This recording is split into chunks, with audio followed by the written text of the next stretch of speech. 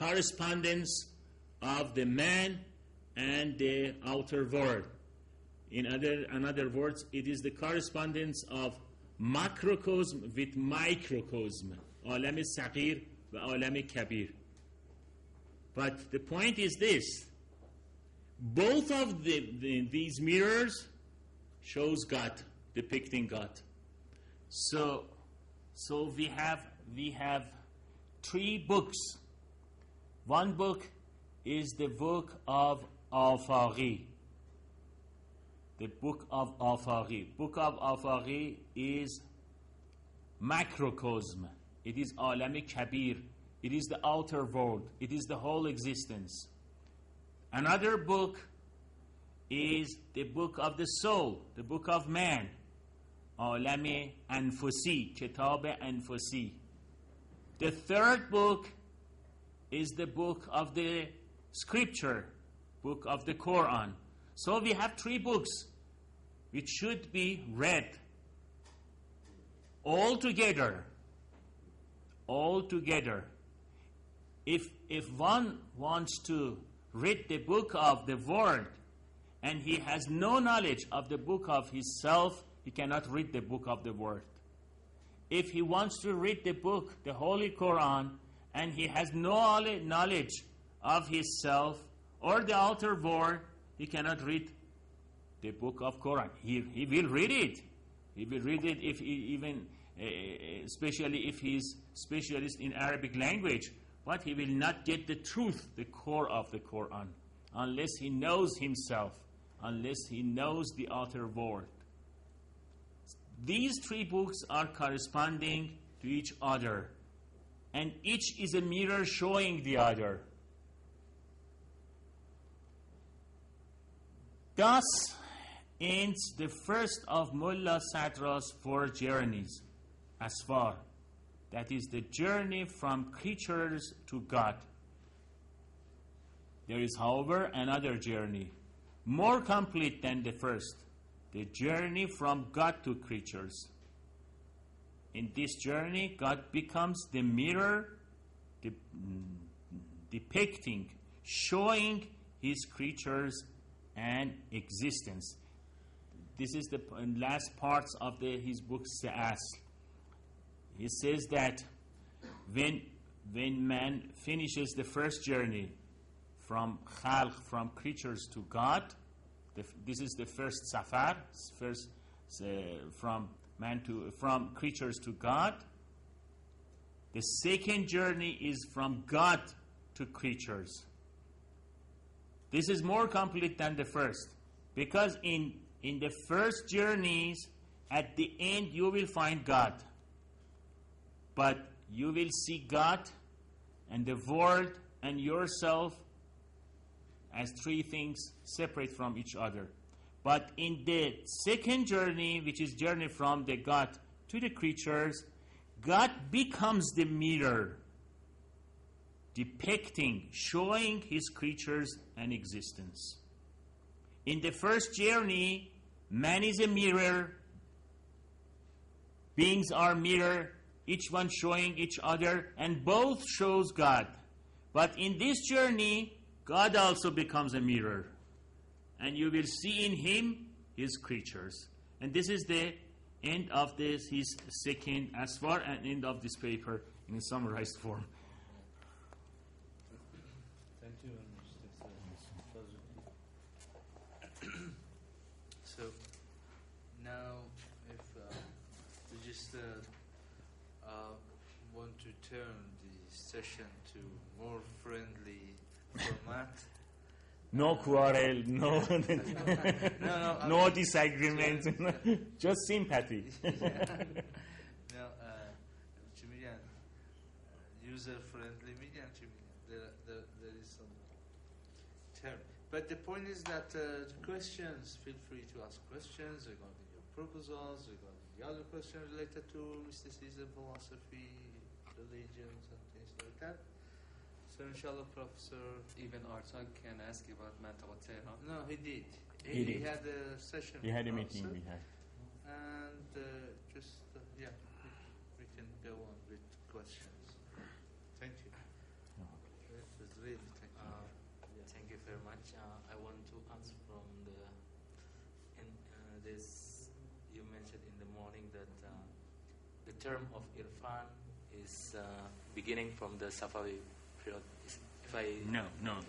Its replacement with the term Sufism begins from Safavid.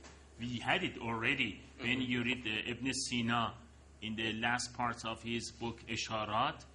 In the Namatul Arifin, you will find he uses the word Arif, coming from the root Irfan.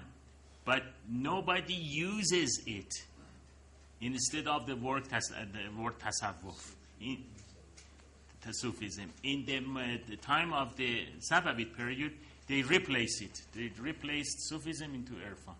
I mean, yes, it was something common current, but it didn't mean Sufism as a way. Irfan meant in the Sufi text as the highest stages of the journey to the God. I mean, Sufi is the traveler, the path is Sufism, but you reach to the station of gnosis, knowledge of God, and then you will become Arif. But you never use the word Irfan instead of Sufism. In the Safavid, it became popular.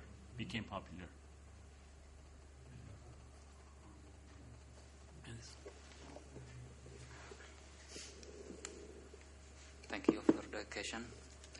Sir, before you have explained to us that for Mullah Sadra, our knowledge about all things began from the knowledge of the self.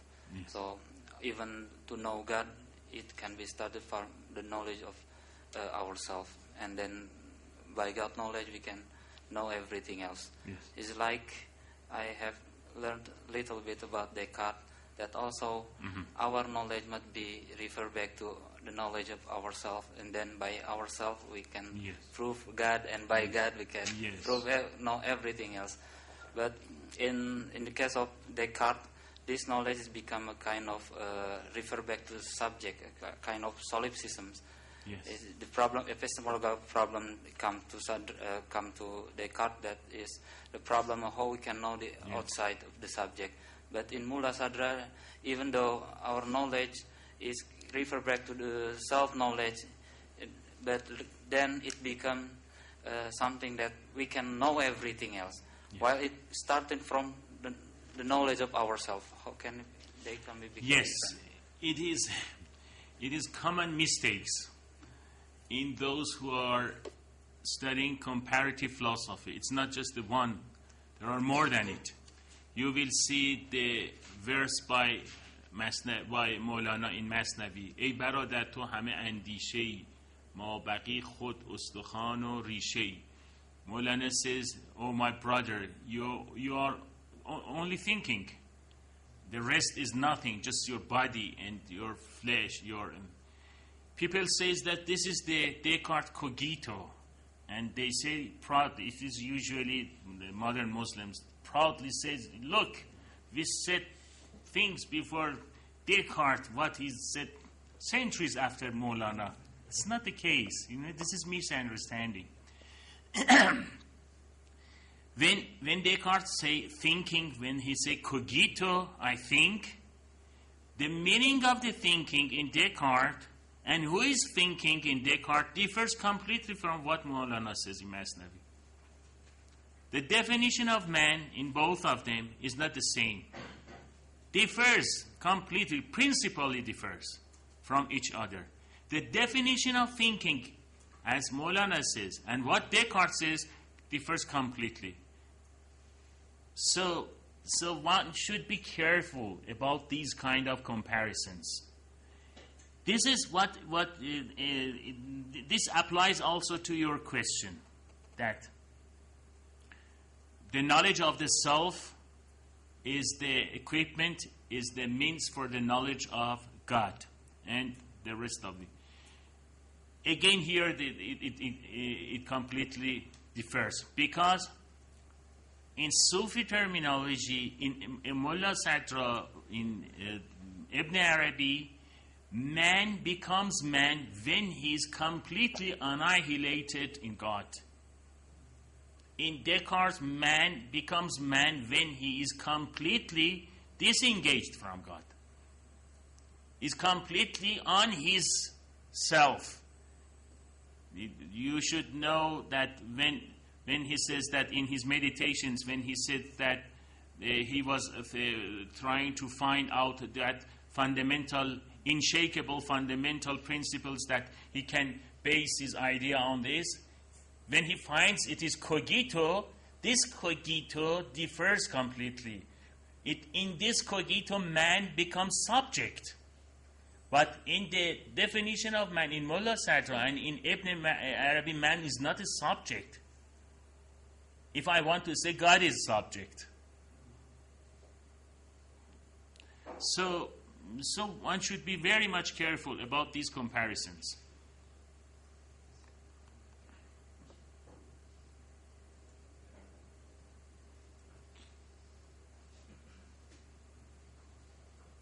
Yeah?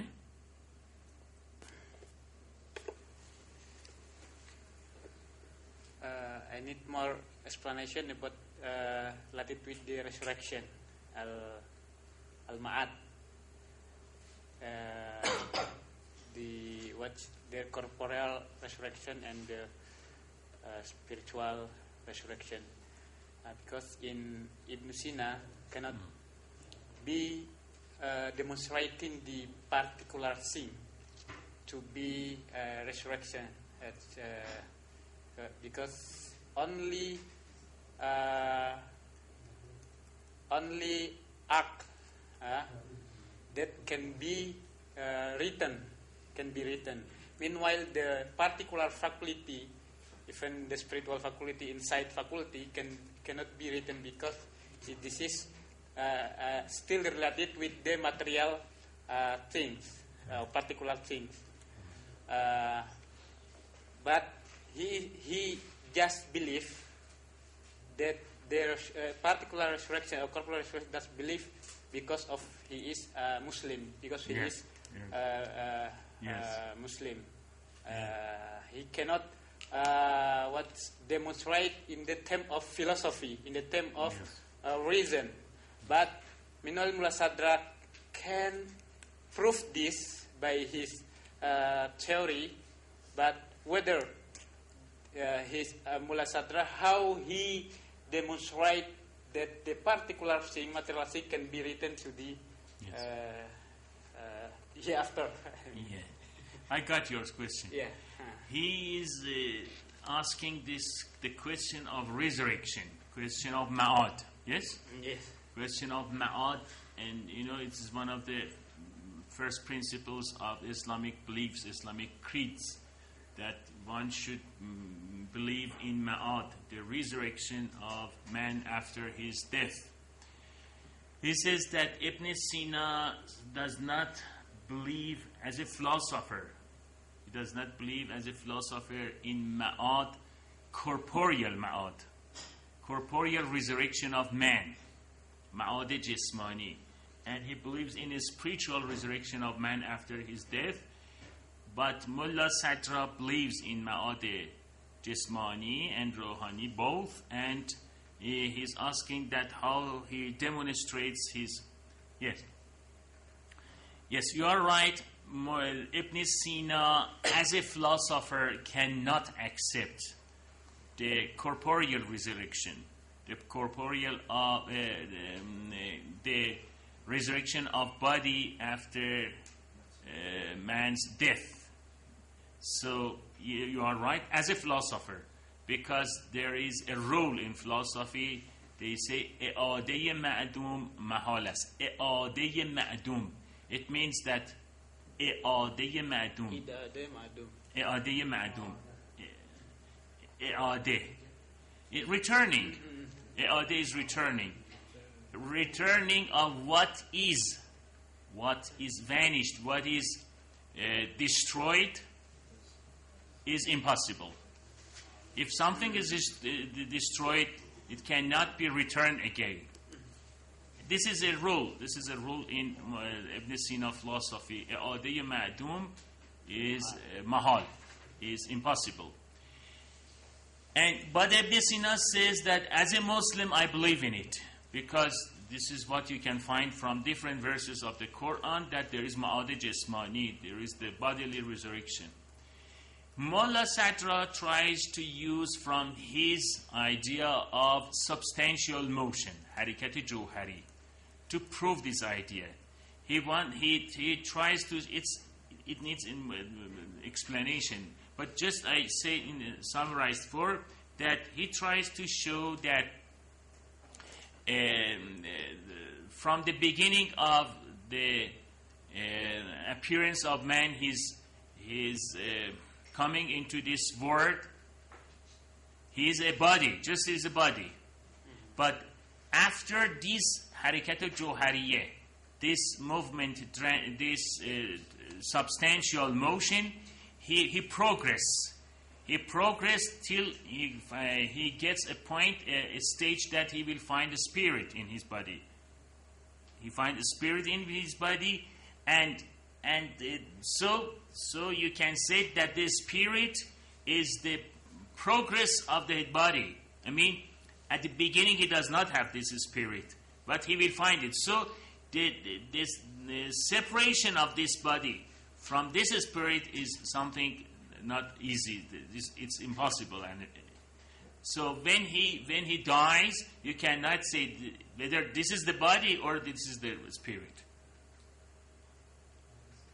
So, united. Yeah. Yes, connected to each other. Okay. I'm wondering if there is any kind of place for emotion and man's feeling in anthropology, mystical thinking, and mystical way of life. Because I think that throughout the history of Islamic thinking, philosophy, mysticism, our sensual feelings, sensation, always stand in the posture in a lower level. So, is there any kind of place for feelings, emotions, for mystics and mystical thinking?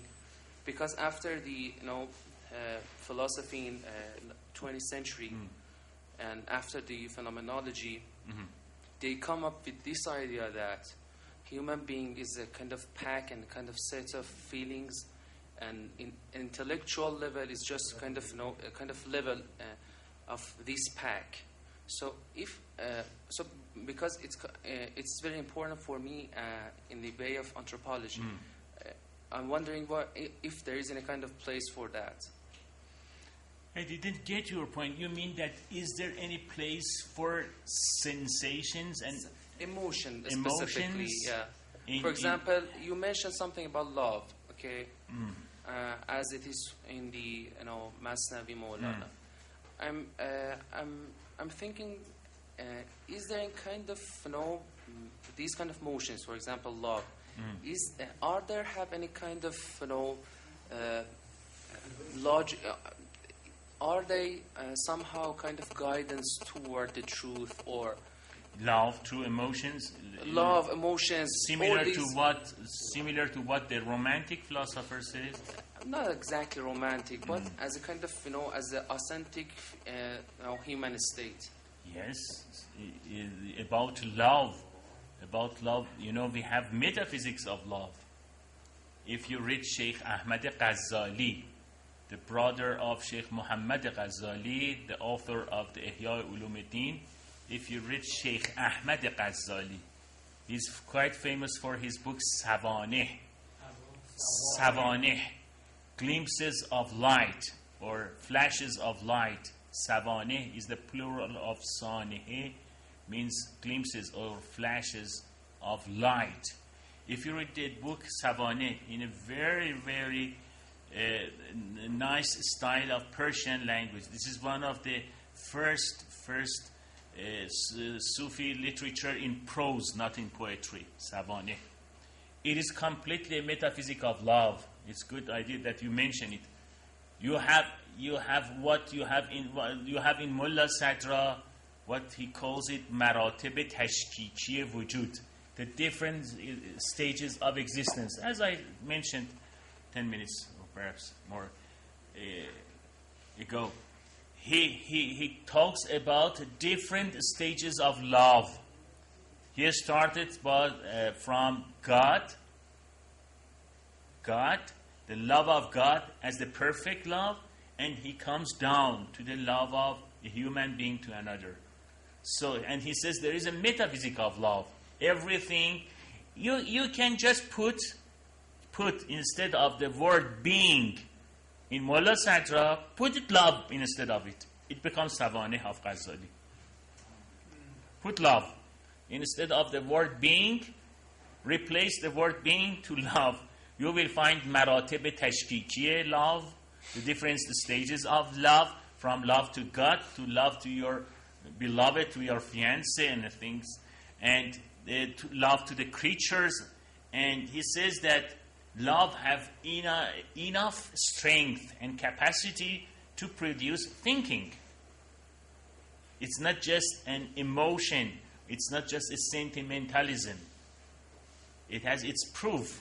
And he refers to the verse of the Quran, يُحِبُّهُمْ وَيُحِبُّونَهُ. God loves them and they love God. And he says this is the system of metaphysics of love. So yes, it is actually the only place that you will find literature about these emotions and love, things like, is the Sufi literature. Because in the Mutakalliman, in the works of the theologians, there is no concept of God. Because for them, God is not considered to be a person. For the philosopher, God is a term, is a philosophical, he is wajib al-wujud. Yes. He's not the person, Yes. God as a person. That's the point. Yes. Yeah. But when you consider God as a person, then you will fall in love with him. You pray, ask him. How can you ask wajib al-wujud? Give me some money. Then you say that, oh, wajib al-wujud, may I ask you? Give me some money. Yes. Thank you. My pleasure.